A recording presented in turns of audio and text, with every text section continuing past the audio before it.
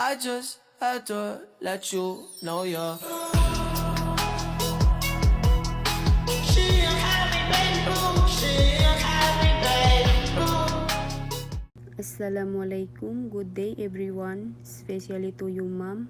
My topic is the Scanlon Plan. The Scanlon Plan was developed by Joe Scanlon of the United States. So ang Scanlon Plan ay isang system na ginawa ni Joe Scanlon from Estados Unidos. Ginawa niya ito para magkaroon ng paraan ang mga kumpanya na bigyan ng reward o bonus ang empleyado kapag gumaganda ang performance ng kumpanya. The group incentive plan wherein the employees receive a guaranteed time wage.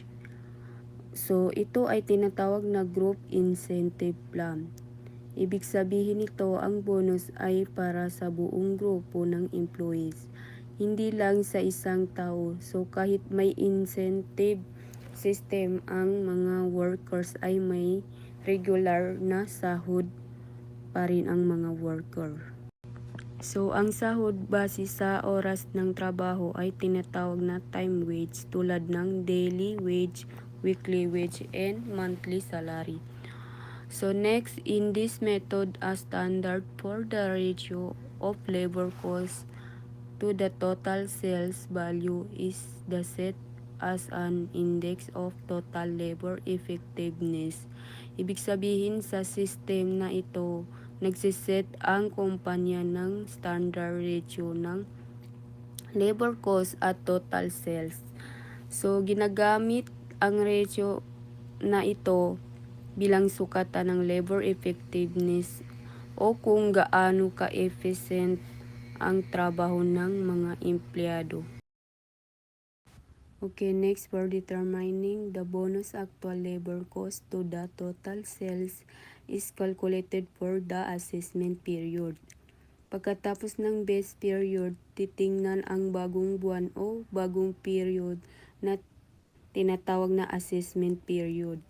So parehong kinukompute ulit ang labor cost at sales para malaman kung tumaas ba ang labor cost ratio or bumaba. Then an incentive bonus equivalent to percentage reduction in the labor to sales ratio is paid to each employee.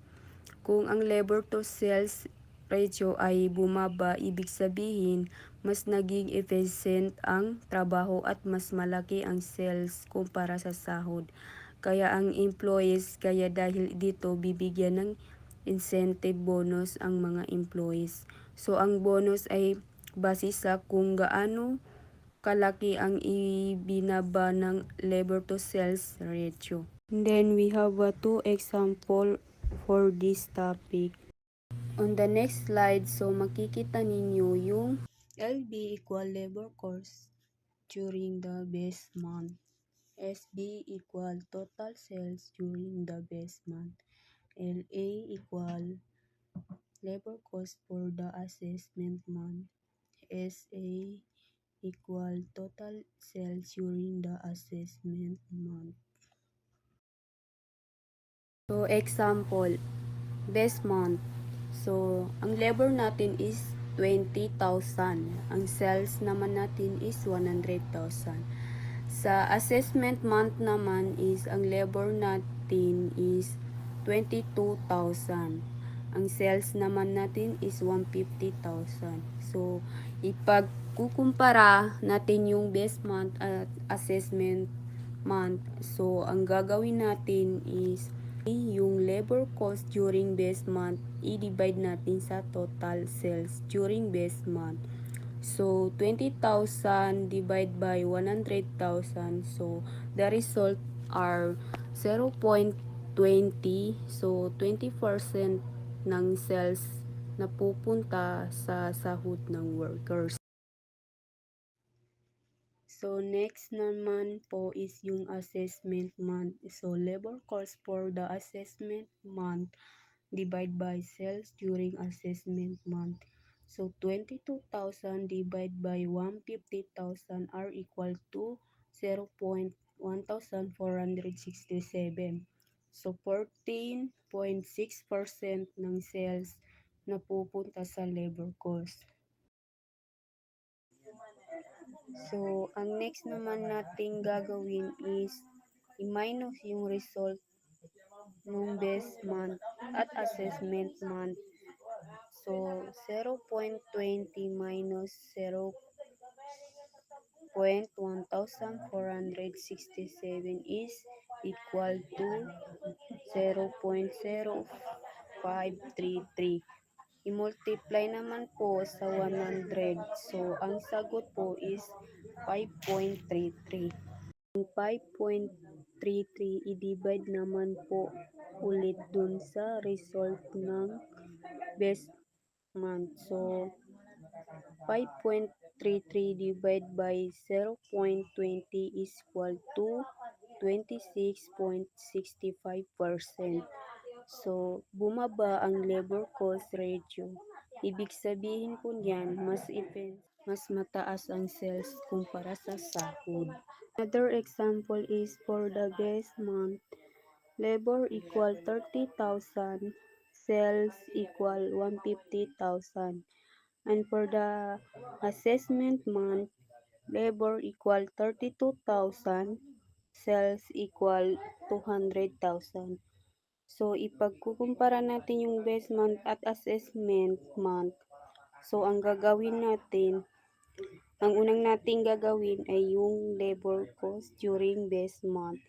I-divide natin sa total sales during best month. So, 30,000 divided by 150,000. So, the result are 0.2. So, it means 20% ng sales na pupunta sa sahod ng workers. Since for 100, so magiging 20%.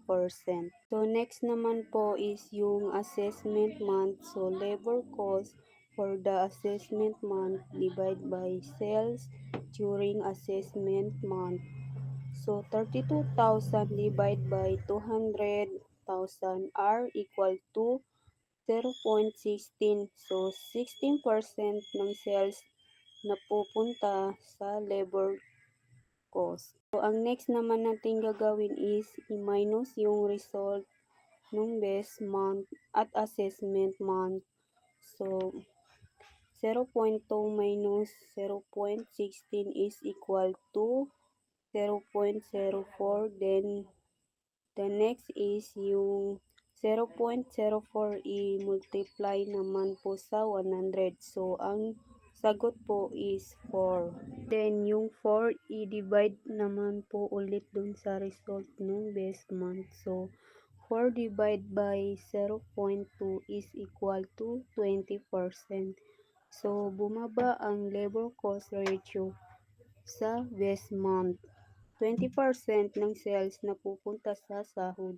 Ngunit sa assessment month, naging 16% na lang. So, ibig sabihin, bumaba ang labor cost ratio ng 20%. Kaya mas efficient ang work. And that's all. Thank you.